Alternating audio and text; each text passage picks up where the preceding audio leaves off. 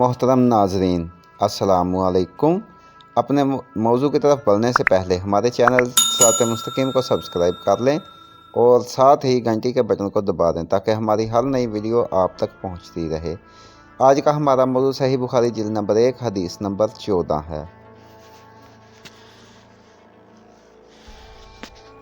हमसे हदीस बयान की उमर बिन खालिद ने, इनको लैस ने, वो रिवायत करते हैं यजीद से, वो अबू अल खैर से और हज़रत अब्दुल्ला बिन उमर बिन आस रज़ी अल्लाह अन्हुमा से कि एक दिन एक आदमी ने हज़रत सल्लल्लाहु अलैहि वसल्लम से पूछा कि कौन सा इस्लाम बेहतर है।